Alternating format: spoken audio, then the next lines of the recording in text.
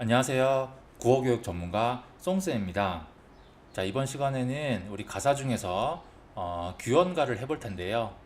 여러분들이 이미 앞서서 세 편의 대표적인 가사 작품을 공부했기 때문에 일단 우리 중세국어 표현에 있어서는 많이 익숙해졌을 거고, 그런 표현들이 요 규언가에서도 많이 나오기 때문에 해석에는 큰 어려움이 기간 어떤 큰 해석에는 어려움이 없을 거라고 생각이 들고요. 첫 번째. 그다음에 두 번째는 규언가가 앞서서 제가 이제 설명드렸던 그 정철의 작품이나 아니면은 뭐 명왕정가나 이런 작품에 비해서 문학성 아니면 중요성에서는 떨어지는 게 사실입니다. 그래서 이제 중요성은 떨어지지만 그래도 요 자체로 나름의 의미가 있는 작품이기 때문에 마지막으로 한번 보도록 하겠습니다. 자, 이게 총 네 부분으로 구성이 되어 있어요. 기승전결 네 부분 되어 있는데 하나씩 볼게요. 자, 첫 번째, 보기 전에 이 작품의 포인트 먼저 보도록 하겠습니다. 자, 이 작품의 포인트 하나가 있는데 뭐냐면은 여기 화자가 나오고요. 화자가 나오고 그 다음에 이렇게 임이 나옵니다.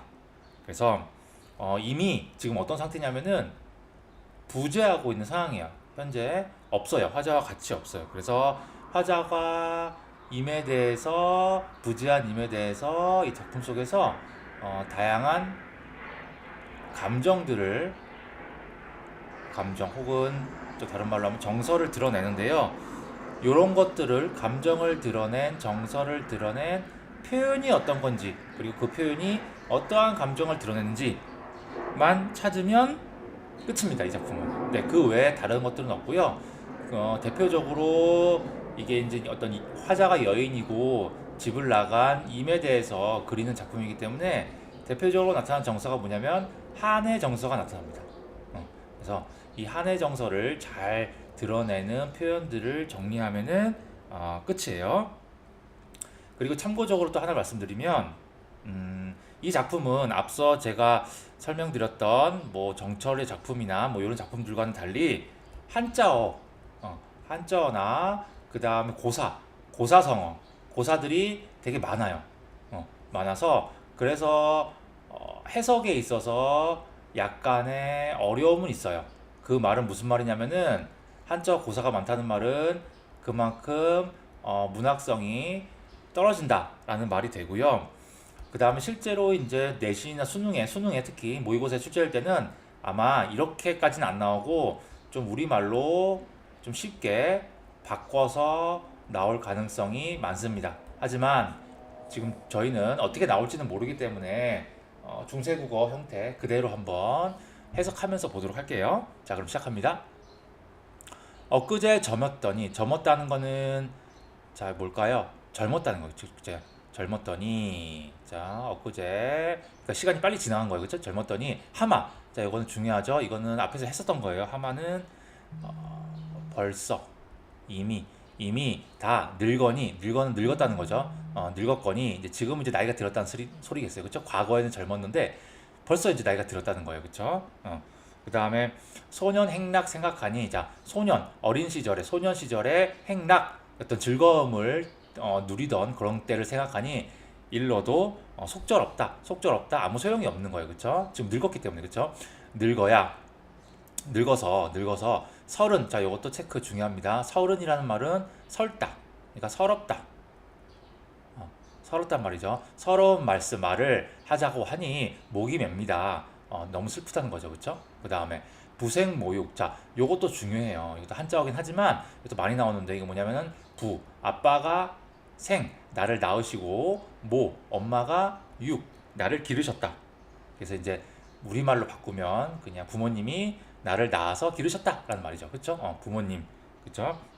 이렇게 부생모육을 신고라는 말이 곧자 고생하다는, 그러니까 부모님이 나를 낳고 키운다고 이렇게 고생해서 이 몸을 키워낼 때 공우배필이란 말은 이게 되게 이게 한자어기 때문에 중요하진 않지만 정확한 뜻을 알 수는 없어도 그냥 느낌상으로 보세요. 공우배필 무슨 배필이라는 거잖아, 그렇죠? 그래서 공우 아주 높은 직위에 있는 관직에 있는 사람의 아내라는 거니까 아주 좋은데 시집 가기를 바라는 거였죠. 그쵸? 그죠? 그래서 이런 공후배필을 못 바라도 군자 호구를 원했더니, 그래서 이제 뭐냐면은 군자의, 그러니까 군자라는 말은 아주 인격과 성격 그런 게 좋은 사람들이겠죠. 그쵸? 그런 좋은 남자의 호구, 아내를 원했더니 삼생의 원업이요. 자, 여기 보시면 삼생이란 말이 나오는데 이거 체크할게요. 삼생이란 말은 뭐냐면은 우리 이제 뭐가 있냐면 우리 세상에는 세 개의 세상이 있어요. 지금을 살아가는 현생, 그쵸? 그 다음에 내가 태어나기 전에 있던 전생, 그쵸? 그 다음에 내가 죽고 난 뒤에 이생, 음, 이런 거 이렇게 요거의 세 개의 생을 삼생이라고 합니다. 그래서 어쨌든 이런 나의 인생에 이런 생활에 원업이요. 원업이란 말은 업이다. 이게 어떤 잘못을 한 거예요, 그렇죠? 뭐 어떤 잘못을 큰 잘못을 한 거야. 원업이요. 월화의 연분을 월화라는 거는 뭐냐면은 아기를 만들어주고 혹은 남녀간의 짝을 지어주는 그런 요정이라고 해야 되나 어떤 전통의 어떤 그런 사람입니다. 우리가 눈에 볼 수 없는 하늘에 있는 그런 월화 노인, 뭐 월화 부인 이런 말을 많이 씁니다. 어쨌든 그런 월화의 연분으로 장안유엽 경박자.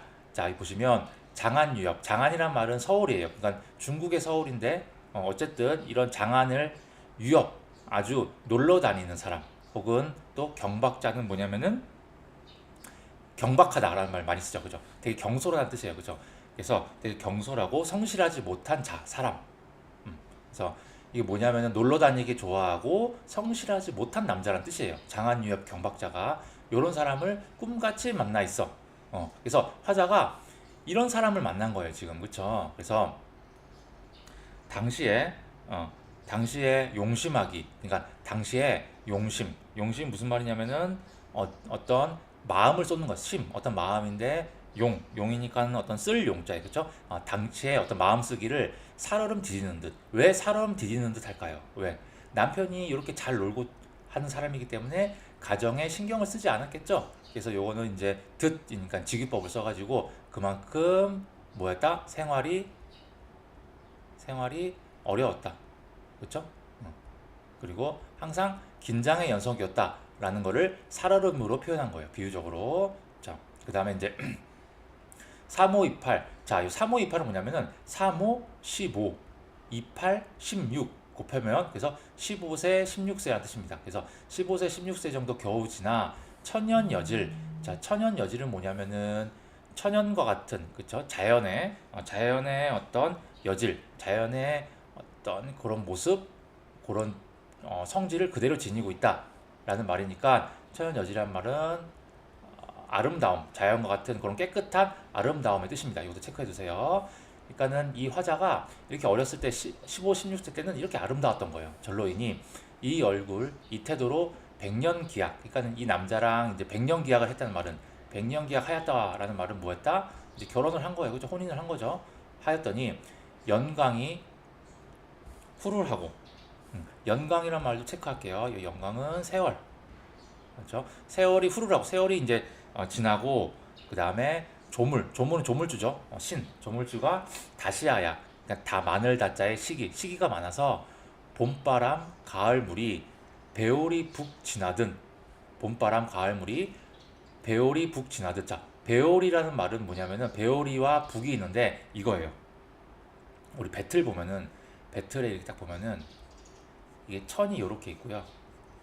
그 다음에 여기 동그란 게 있어서 여기 왔다 갔다 하면서 실을 짜는 거거든요. 그래서 여기 배오리가 여기 쭉 이게 길게는 요 천을 말하는 거고요. 그 다음에 북이라는 거는 여기 들고 있는 요 물건을 말하는 거예요. 그래서 요거를 북이 왔다 갔다 이렇게 하면서 배틀을 짜는 거거든요. 그래서 이거 실제로 배틀을 짤 때 보면 북을 빠르게 왔다 갔다 하면서 이렇게 짜요. 그래서 배오리 북 지나듯 이란 표현은 뭐냐면은 그만큼 봄바람 가을이, 그러니까 봄에서 가을로 넘어가는 거니까 그만큼 세월이 빠르게 지나감 이런 뜻이죠. 그렇죠? 지나듯.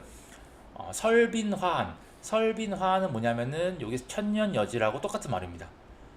물론 세부적인 뜻은 다를지 모르지만 그것까지는 우리가 알 필요는 없고요. 시험 문제는 안 나오고 어쨌든 이 설빈화도 아름다운 외모, 아름다운 모습이라고 보시면 됩니다. 설비나은 어디 가고? 그러니까 설비나은 지금 아닌 거예요. 그렇죠? 면목 가증 되고 고야. 자, 면목 가증은 뭐냐면은 뜻은 하나하나 풀이할 수는 있지만 그렇게 중요하진 않고요. 면목 가증도 이 설비나은과 반대의 의미입니다. 그래서 이제 못생긴 얼굴, 외모라고 보시면 돼요. 그러니까 나이가 들고 고생을 해가지고 이렇게 바뀐 거죠. 그렇죠? 면목 지금 면목 과정이 됐어요. 그래서 내 얼굴을 내가 보거니 어느 님이 나를 괴다. 이거 중요하다고 했죠. 괴다는 말은 사랑하다라는 말이죠. 그렇죠? 어느 님이 날 사랑하겠느냐. 그래서 스스로 참괴하니 스스로 이렇게 괴로워하니 누구를 원망하겠느냐. 누구를 원망하지 않는다라는 거죠. 그렇죠?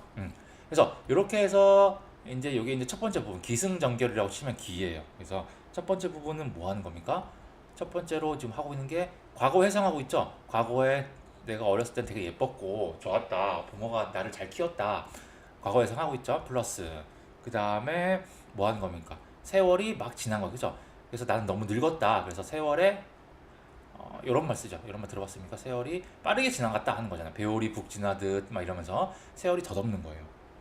그러면서 마지막으로는 자신 너무 늙어버렸는데 너무 못생겼어요. 그렇죠? 자신을 한탄하고 있죠. 그렇죠? 요런 화자의 감정들이 이렇게 드러나 있고 표현들이 지금 선생님이 말씀드렸던 얘기했던 그런 표현들하고 같이 보시면 됩니다.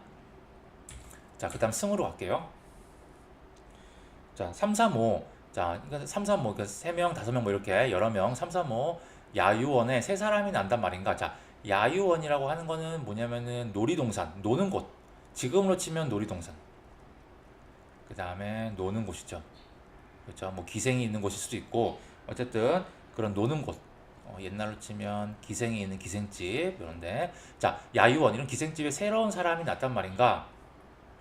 자, 꽃 피고 날이 저물 때 정처 없이 나가 있어.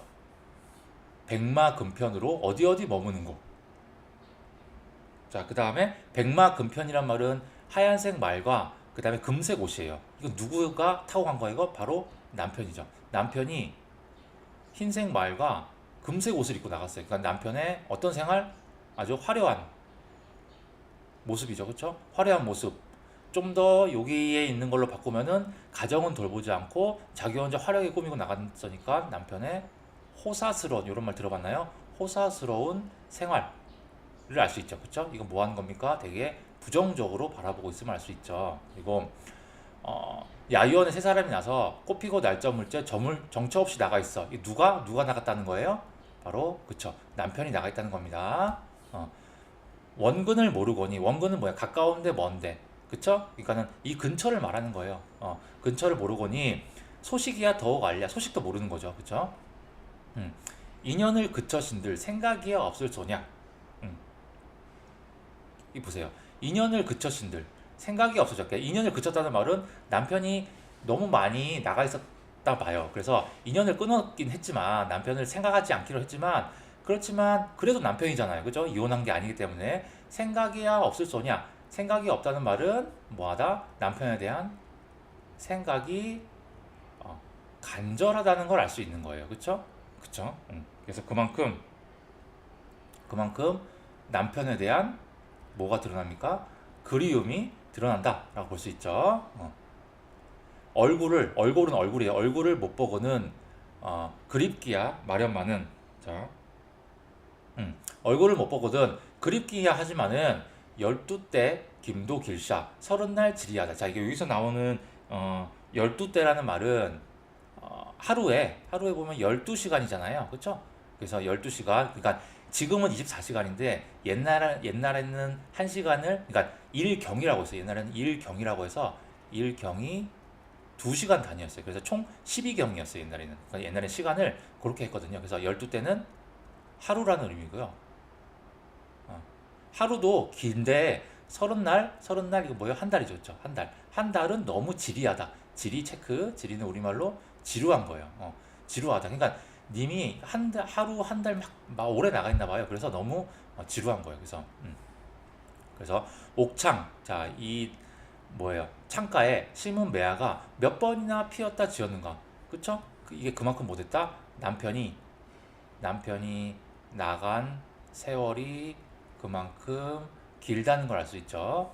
그쵸? 몇 번이나 피워주죠. 몇 년이 흘렀던 거예요. 그쵸? 매화는 1년에 한 번씩 피는 거니까. 그래서 겨울밤 차고 찬제 자체 눈이 섞어치고 여름날 길고 길제 구준비는 무슨 일인가? 그래서 겨울밤에는 눈이 이렇게 막 내리고 여름날에는 길게 비도 내리고 있고 그래서 지금 계절의 변화에 따라서 그쵸? 지금 계절의 변화에 따라서 님에 대한 그리움, 님에 대한 원망을 드러내고 있는 거예요. 삼춘하루 호시절에 자, 삼춘하루니까는 이거 뭡니까? 봄이죠, 봄. 이 봄에 뭡니까? 꽃이 만발한 상황이죠, 그렇죠?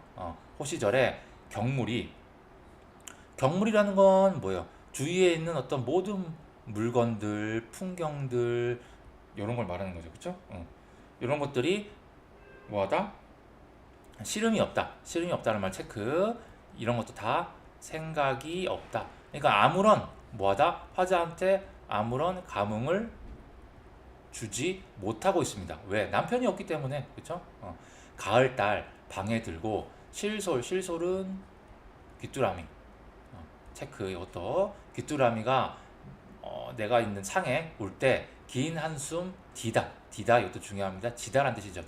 지는 눈물이 속절없이 햄 이것도 앞에서 했어요. 해다라는 말 생각하다라는 말입니다. 그래서 햄이니까 명사형이라서 생각이 많습니다. 그렇죠? 아마도 모진 목숨 죽기도 어려울사라고 했어요. 그렇죠? 그래서 요까지가 승인데 여기서 중요한 표현할게요. 첫 번째 표현은 뭐냐면은 일단은 계절의 변화를 보여주죠. 그렇죠? 봄, 여름, 가을, 겨울 계절의 변화에 따른 남편의 뭐 부재, 그렇죠?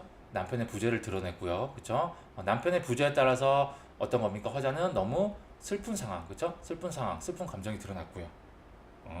그다음에 두 번째는 남편에 대해서 화자는 어떻게 느낍니까? 첫 번째 그리움도 느끼고요, 그렇죠? 그 다음에 원망도 하고 있죠, 그렇죠? 이게 한이죠, 슬픔. 그 다음에 슬픔도 드러내고 있고요. 자, 이런 감정들이 다 드러나고 있습니다. 이런 표현들을 통해서 자, 일단은 여기까지 승까지